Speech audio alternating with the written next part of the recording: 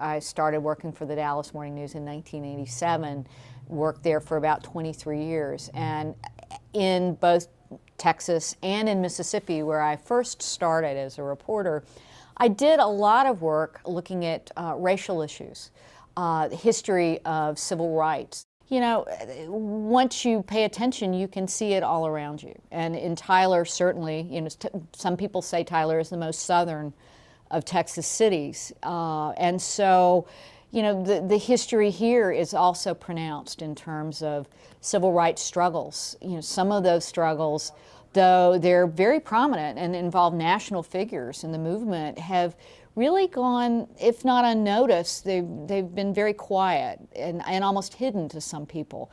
But Tyler was a battlefield very, very early on, right after Brown versus Board of Education in the Civil Rights Movement. So that interested me. And once there started to be a discussion last year about the name of a public school in Tyler. One of the two major high schools here is called Robert E. Lee High School. And there began to be a discussion over why the school was named that and whether it was a good idea to keep the name. You know, this was sparked by the demonstrations and the death of a protester at Charlottesville, Virginia.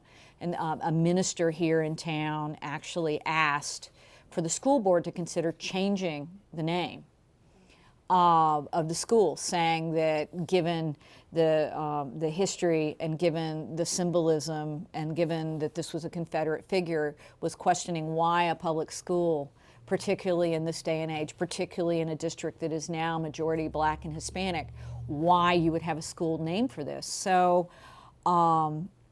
there was a school board meeting, and I went to the board meeting just out of curiosity.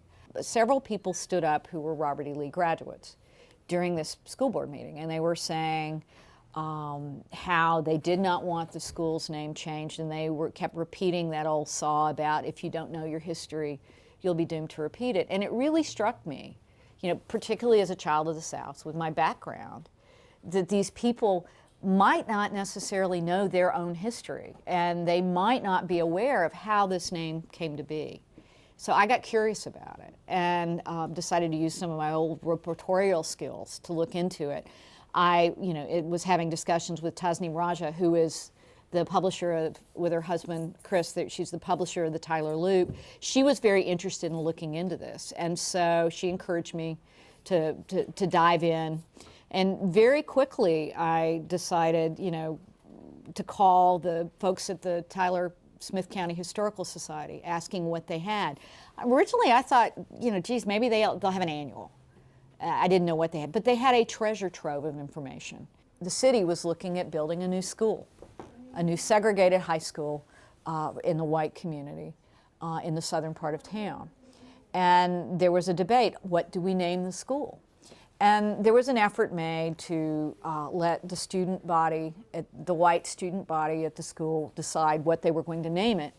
And ultimately, some choices were given to the school district, and the school board, you know, all white, decided to name this school Robert E. Lee High School, which, you know, the white community would say this is just to honor our past and our history. Tyler has a rich history connected with the Confederacy. Tyler is where the largest prisoner of war camp west of the Mississippi River was, Camp Ford. It's right up from here.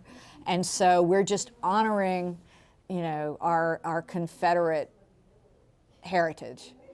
But in the Black community, this was very much seen as, you know, a thumb in their eye and a gesture of defiance.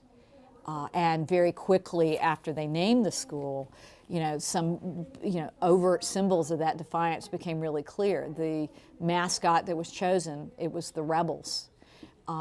They referred to them also as the Confederates. School symbol became the rebel flag.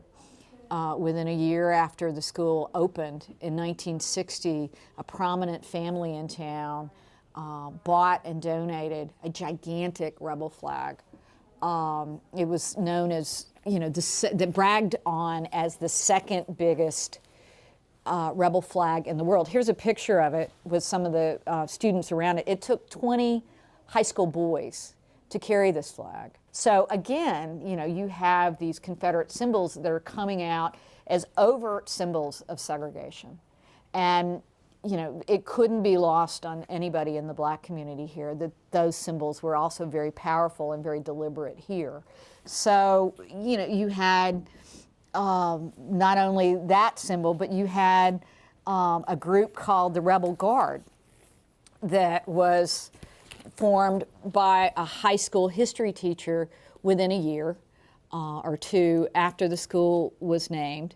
Here's a picture of the Rebel Guard, and they're all wearing what look like Confederate uniforms, and that's by design. These were actually authentic uniforms that were identical to those used by an artillery unit that was assigned to support Robert E. Lee's army during the Civil War. And they're here posed with then Governor Connally, John Connally, at an event. But, you know, just from start to finish, you had so many different symbols of the Confederacy. The drill team was known as the Rebelettes, and the band wore the stars and bars on their chest as part of their uniform. Here's the drum major for the Robert E. Lee Band. You can see the stars and bars, you know, very prominently displayed on his chest. And you also see the same, you can also see the same in picture of some lettermen wearing their letter jackets. And what's the most prominent on the letter jacket is a Confederate flag. So this, you know, it couldn't be lost on anybody what they were trying to say here. And, you know, one of the first annuals, the Lee Legend Annual, you can see, you know, the Confederate soldier, the Confederate flag. So it was, you know, very, very powerful symbols and symbols of resistance. Another telling detail is even the school newspaper was and still is known today as the Southern Accent. So you can see, you know, there's a Confederate, you know, caricature who is their mascot. They're the Rebs. You know, they refer to another name for their sports teams or the Confederates. Here is an article about when they are naming the Rebel Guardsmen, the guys in the Confederate uniforms that shoot off the cannon. You know, they're being named here today. And here's a picture of one of these guys in the school newspaper. So, I mean, it was just ingrained in the fabric of daily life in the school. That, you know, we're the rebels, we're the Confederacy, this is the old South, and this is the old lily white South. There's a fascinating record I found in the files of the Historic Society, and this is actually a file that was kept by a prominent lawyer in town and a politician who was also involved with the school district. And he actually kept in his files a chronology of the battles over integration. So you can read, and this is from the viewpoint of the white power structure, what they were trying to do as, you know, there were, you know, successively, you know, more aggressive efforts both within the federal government and in the courts to force desegregation. And what the story tells is, as you look at this record and other records, is a story of a power structure in a school district that was slow walking. When they could, they would absolutely say no. And when it was clear that the federal government and the courts were going to force the issue, they would work as slowly as possible. And in 1970, the Department of Justice filed suit against the Tyler Independent School District. In Tyler federal courts, the case went to a judge who had not been on the bench that long, who was from one county over, with the great name for any judge, William Wayne Justice. Desegregation case came before him in July, in mid-July, and they asked Judge Justice to order immediate and sweeping integration. At that time, There were 2 white high schools, John Tyler High, Robert E. Lee. There was 1 black high school, Emmett Scott High School, beloved in the black community. It had been there since the 1920s. And when they realized that the gig was up, the school board presented a plan to desegregate, in part by closing Emmett Scott High School, which, again, the black community looked at as a thumb in their eye. I mean, here was this school that had a proud history, had graduated prominent members, not only of the black community here, but people who went on to great success elsewhere. And they were saying, okay, if you're going to do this, we're going to shut this down. And the Justice Department responded that this is racially motivated. And an expert that was brought in by the federal lawyers said it doesn't make financial sense. But in late July, the judge ordered immediate integration. He ordered it, in his initial order, he said that they would keep Emmett Scott High School open. And there were backroom negotiations with the school board, and within a period of weeks, and bear in mind, school is going to start within a month. And so they needed to come up with a plan pronto. And under the gun, in the back room, the federal lawyers agreed and compromised with the white leadership in the school board. And under the agreement, the news came down that Emmett Scott would be closed and it would no longer be used as a school. That was devastating, again, to a black community who had revered, this school had been revered. And it was also painful that their kids were going to have to go to a school named after a Confederate general. In October of 1972, there were 4 kids from the black student body at Lee who presented the school board with a petition asking, would you please change these Confederate symbols and the name? Because again, here's a school that is now integrated where you had black kids who had to run under a rebel flag every time they came out of the. So here's a school where you had black kids running under a rebel flag every time they came out on the football field, if they were on the football team. They wore the stars and bars on their band uniforms. They had kids doing rebel yells and waving rebel flags in the stands and shooting off a cannon, dressed up like Confederate soldiers every time the football team scored a point. And the members of the black community said, you know, this is really unacceptable to our kids. You know, we're having this just sort of shoved in our faces every time, you know, somebody yells, give them hell, R-E-L. These kids came to the petition. These kids came with a petition and said that asking black kids to honor the Confederate flag as a school symbol is like asking Jewish kids to honor Hitler and the Nazi flag. Even with that kind of appeal, the school board again, you know, delayed action. And in November of 1972, there were some skirmishes and disturbances between white kids and blacks. You know, there's debate about how it started and how serious it was, but there was enough tension that police were called in. The next day, though, people were scared. 500 kids didn't come to school at Lee. And some kids said teachers told them to stay away. And, you know, then again, at a pep rally, the white kids sing Dixie, some black kids raise their fists in a black, you know, power salute. There's more tension. And in all of that environment, the school board then is asked to vote in November on what they're going to do about the school name change. They refused to vote on whether to change the name. And one white board member said black students didn't deserve the right to ask for changes because of all the fights at the school. And said if the black students had been a little less arrogant, a little less demanding, compromise would have been accomplished.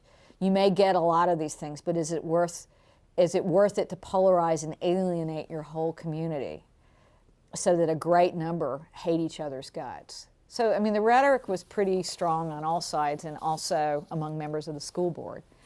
And after that was delayed,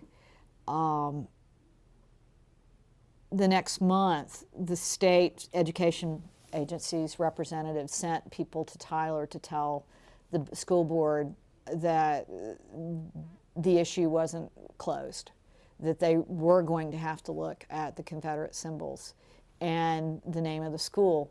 So on January 14th of 1972, the board voted 5-2 to get rid of the rebel mascot, the Confederate flags, the Dixie Fight song, the Rebelettes drill team, and other Confederate symbols at Robert E. Lee High School. Only under duress, and even 2 of the board members at that point wouldn't vote to agree to do this. They voted, though, at the same time, unanimously, to keep the school's name. And the next morning, Lee's students came to school to see their teachers fanning out across the campus, stripping classrooms of Confederate flags and rebels and any other symbols. They also made plans to take out a mosaic that was in the school lobby and rebel symbols on the school gym floor. And in the local newspapers, which were again newspapers that were the voice of the white community, there were articles describing white students crying, some, raging, and some students appearing to accept the changes. But it was a very traumatic time within the school. Since then, the discussion largely died down about what the school should be named until Charlottesville. And once Charlottesville happened, again, a minister of Hispanic heritage began to raise the issue. And what was gratifying and interesting about presenting this to people is even people on the school board approached me and also approached the folks at the Tyler Loop saying over and over again, we didn't know this. We didn't know this. We didn't know this about our own community. So, what started as a curiosity about someone saying, well, you don't know your history, you're going to repeat it, and a curiosity about, well, what is the history, led to this project where we were presenting it to people. In some cases, for the first time, even though they may go back generations here. And this was not only in the white community, it was also in the black community, because we found official records of the systematic enforcement of segregation that people in the black community really had no idea existed. Several folks said to me after they read our stuff, I can't believe they wrote this down. But you're looking at it through a lens of the 21st century. And if you go back 50 years, Tyler was a very, very different place. And one of the chief, pieces of evidence I point to is how different we have become. We're having this discussion here right now. And it's a very civil discussion. It's still ongoing. They haven't decided what they're going to do about renaming the school, but they are seriously considering it. It's been a civil discourse. There are very strong emotions on both sides, but that to me tells me something about how this very southern city has changed.